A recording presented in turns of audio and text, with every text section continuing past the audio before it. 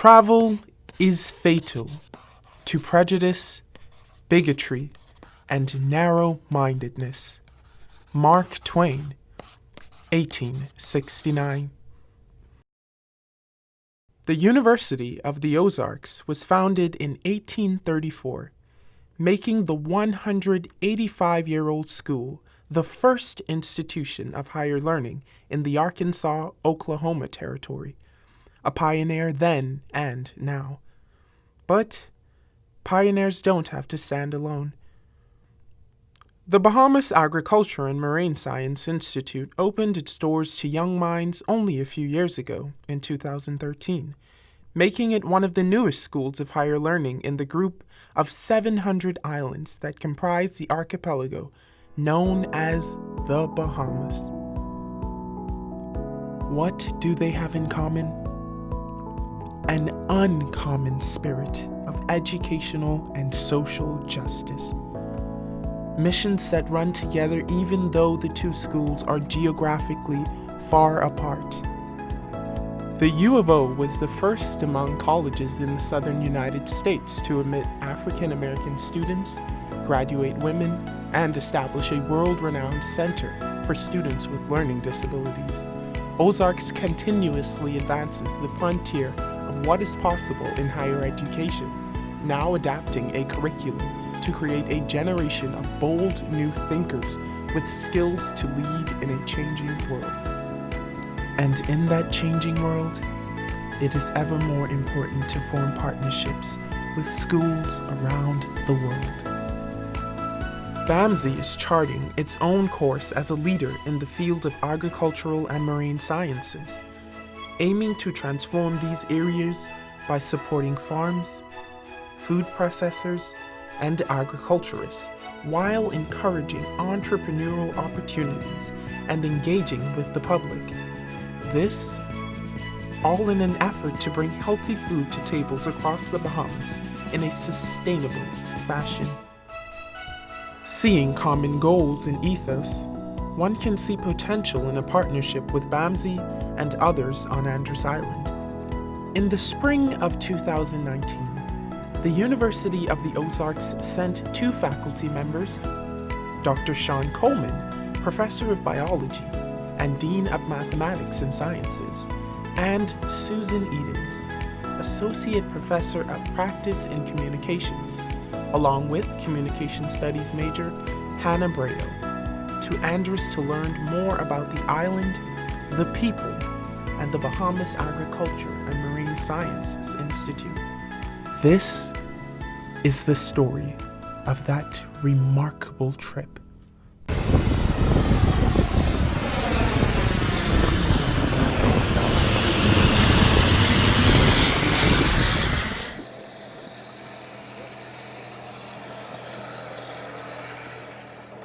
After settling in and a quick tour around part of BAMSI's 800-acre farm, it was time to see more of the island.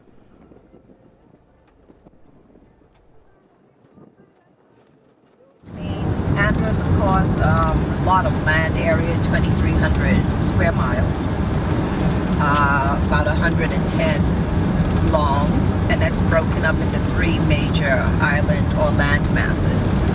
Miss Brace from BAMSI drove the Ozarks group out to a very old settlement known as Red Bays. North and central Andros areas. Are you getting my good side? Oh yeah, it's so good. You look great. So good. Okay. You look great. Yeah. So Red Bays is one of those interesting areas and unique settlement here in the Bahamas.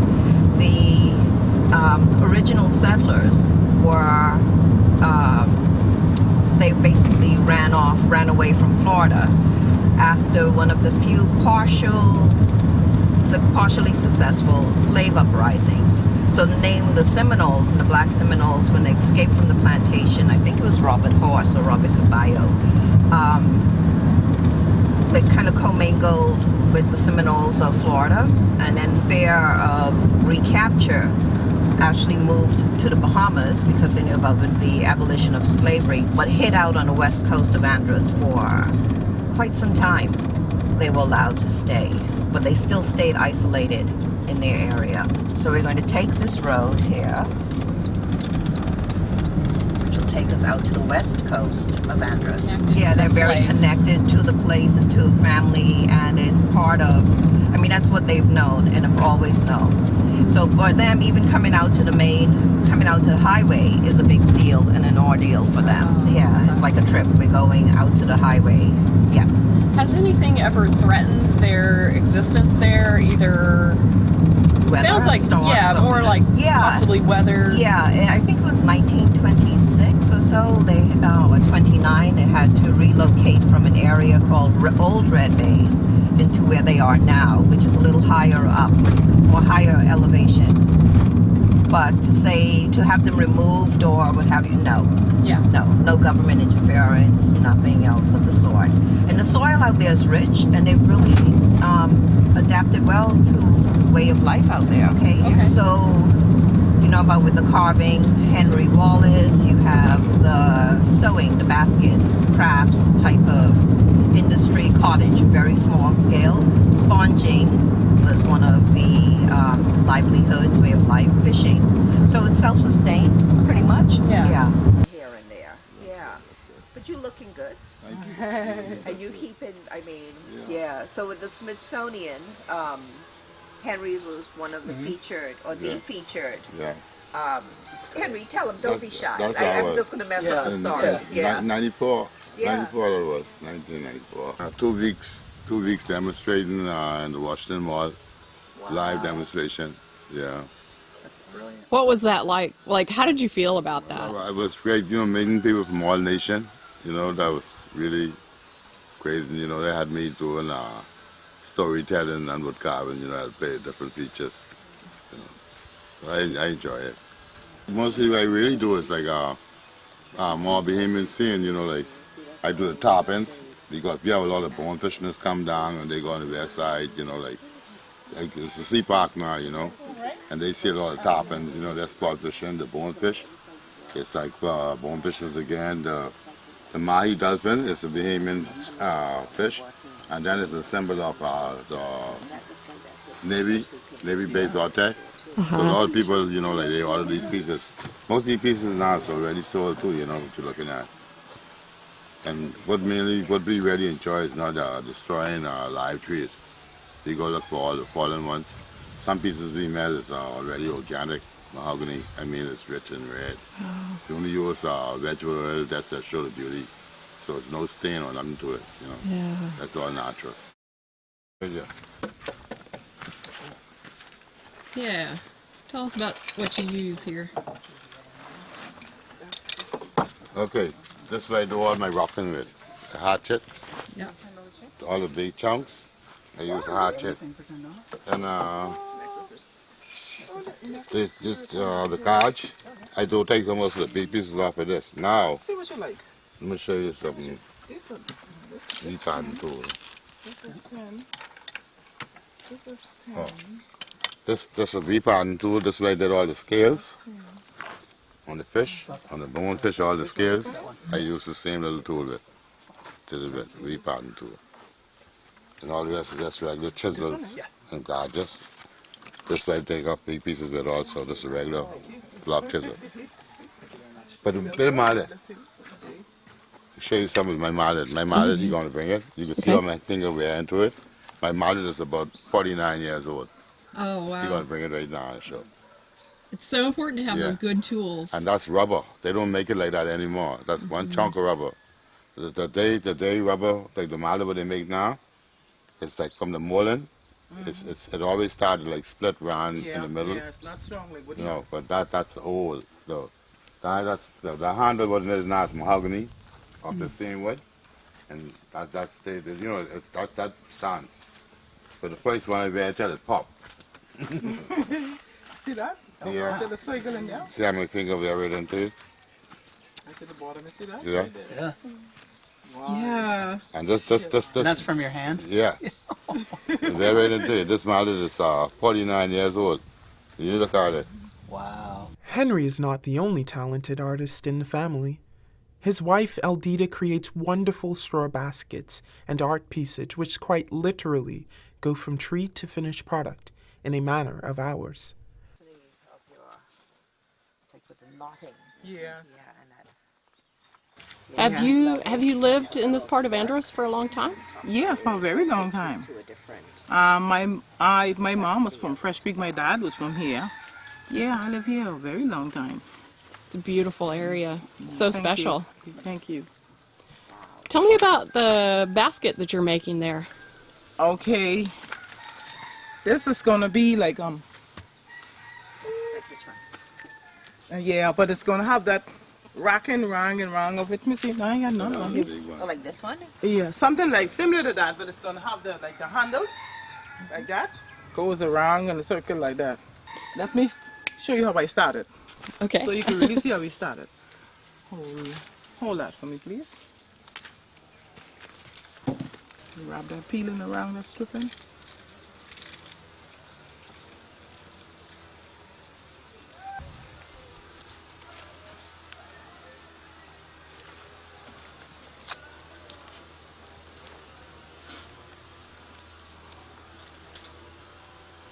Yeah, squeeze it. Just squeeze it. Yeah. A lot of avocados. Kurt, can I help you stripping? Peeling, please.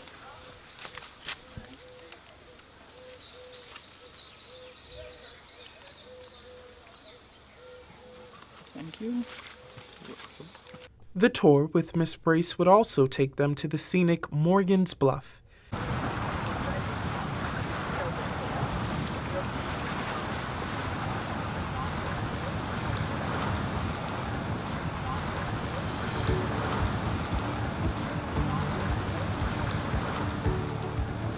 And one of the many extraordinary blue holes on the island. The day would naturally wrap up with a cold refreshment and an ocean view at the Andros Island beach.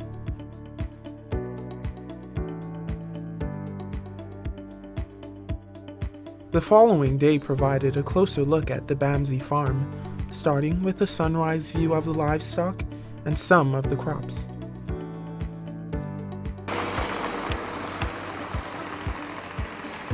So there's the aquaponics. Okay. These might be papaya. Yep, they're papaya. That means that bunches will be bigger and then they can't really support themselves, yes. So they'll fall over. So we're going to tie them up and it's called guying. G-Y-N-I-N-G. So I'm just teaching him how to guy because this is his first time doing it and we have to do it properly in order to save as much bunches as we can. Yeah. Before they get fertilized tomorrow and then for the next couple of weeks, gaining weight and stuff like that. So okay, this now. So you see we want to do this like this. Get it as slow as possible. That was the cone. We have to pop off the cone. If you don't pop off the cone, it will keep growing, and eventually all the hands will just grow out, and it would stop the growth of the bananas. So that right there is to ensure that you get bigger and fuller bunches. One of the crown jewels of the BAMSI farm is the aquaponics facility, a true ecological and conservation marvel and model run by professors and students. On this particular day, the senior intern and future entrepreneur Edmund Russell was keeping things running smoothly.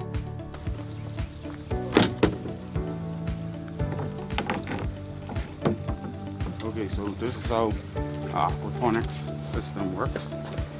You have the fish that you feed. They release waste. Can't really call it waste because it's still good for something. Their poop then goes from the fish tanks to a settling tank. It allows the solid to sink to the bottom, and the cleaner water, because it's still not clean water, but it's cleaner water, is drawn from the top into a tank that has the biobeads, which houses the whole bacteria.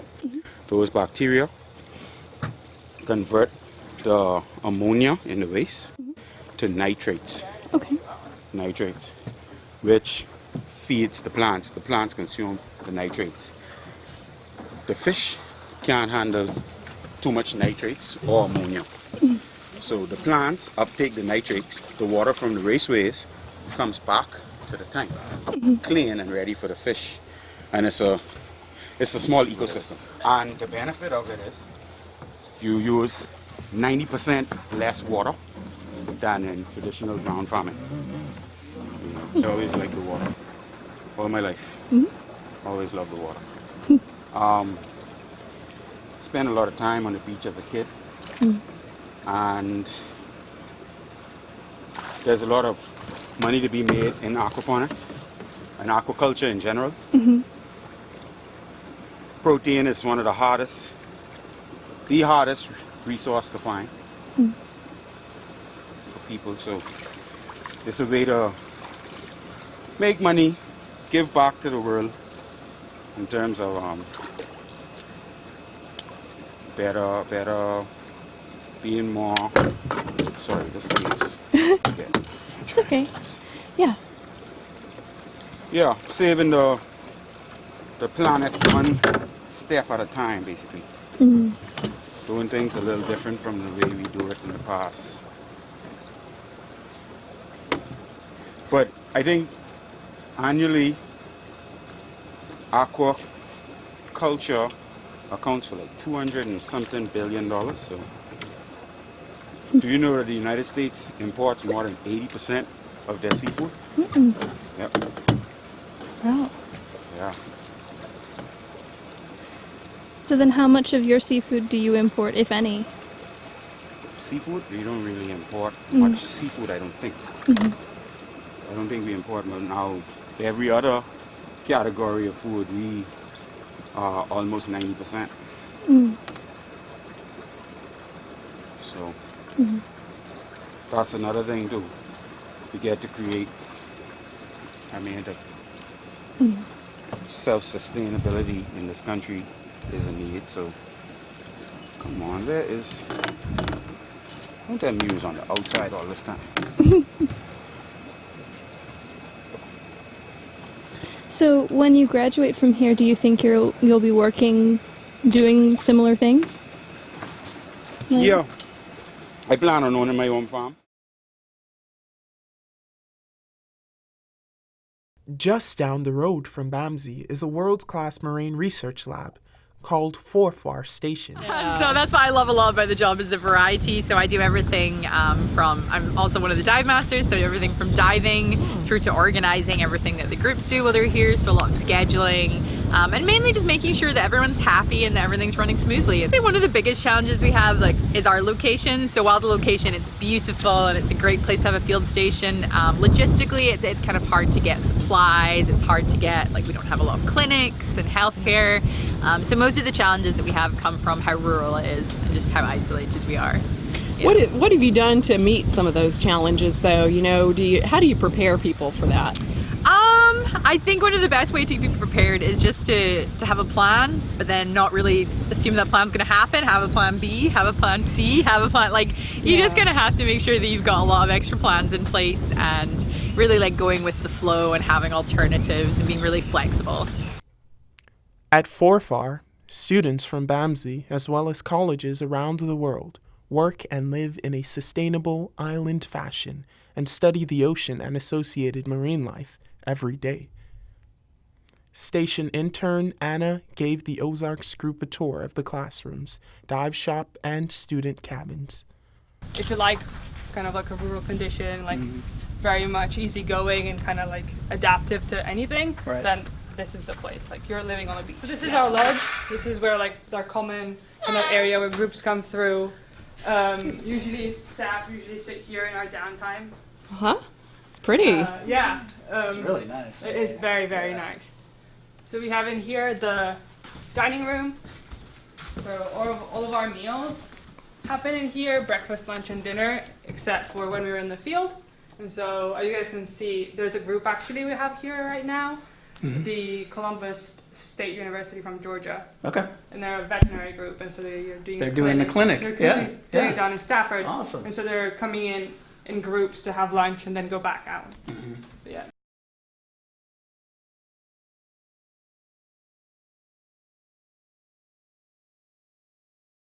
You've probably seen some students come through here, right? And so you see them, maybe some of them come in and pretty primitive is okay, more primitive, Yeah. but for some it's kind of a getting used to. Mm-hmm.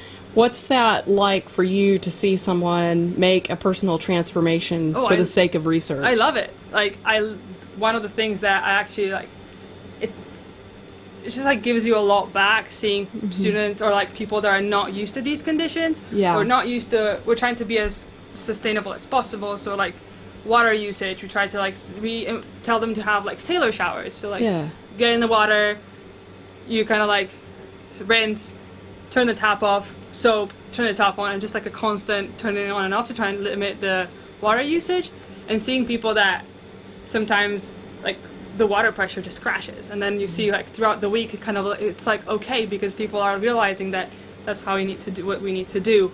Or like at start people leave their lights on, and then after a while that you're like, hey, be mindful, and they're like, oh yeah, and they're actually calling each other out to say, hey, I wasn't me. Like it's kind of like there's like steps, and it's so nice for people that come here with a normal water bottle, and then they're like, oh no, actually I just started using reusable water bottles at home.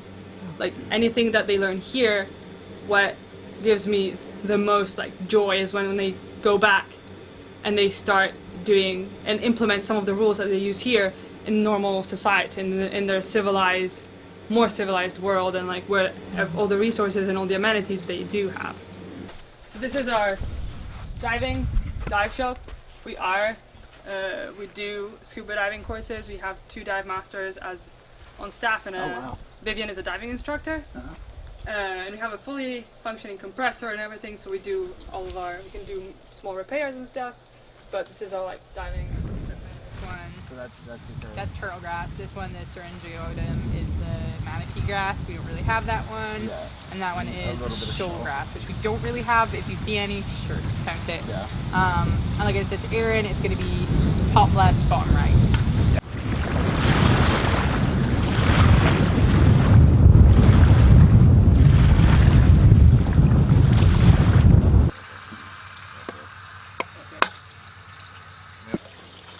A second visit to the BAMSI aquaponics facility found more professors and students hard at work building an ebb and flow system.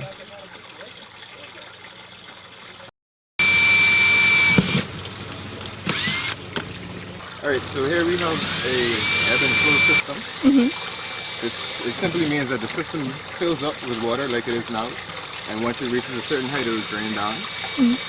This is a bell siphon we're actually troubleshooting right now. It's supposed to drain once it reaches a certain point to the belt.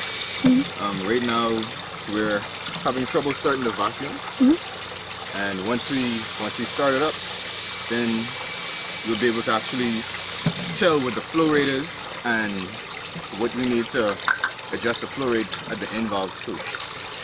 So inside here the medium is volcanic rock. It's just extremely porous. It holds on to a lot of bacteria, which helps the conversion of the ammonia from the fish waste into nitrates and nitrites, and that's what the plants actually consume for their foods and help them to grow very quickly. The other 2 tanks, this one here will be river rock, and the furthest one will be a DWC or deep water culture. It'll have a floating raft similar to the other rafts over here, just so you could have a reference point between each to see the growth rate and the effectiveness of the media. Basically all organic, no chemicals, very little pests. Yeah, I know it's going to be twice. I think that might have stuff. Okay, here's another one. That's too much now. Thank you. No, I can't get it out. But anyway, let's see. Yeah, let's see. Now we need more water.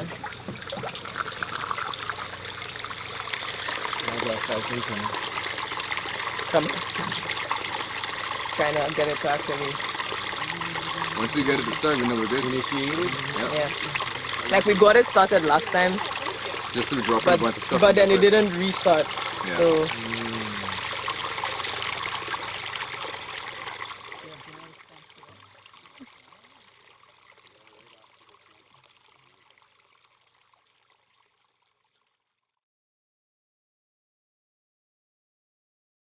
Travel abroad provides students and professors with an opportunity to learn about people, culture, and ways of doing things that may be similar, but also different from what they previously experienced. The world opens up, and the mind and heart also opens up, and connections are made. This is our commonality, a desire to learn and grow. Two schools, many miles apart, with a timeless connection and potential for shared student success in the future. Makes you want to get up and dance. Everybody, join the party. Jump around and carry on like you're mad. Listen, everybody, let me tell you something. It's time to change the way you move. You don't have to worry or even say you're sorry when you hear the jungle. If you feel the rhythm or a new sensation, makes you want to get up and dance.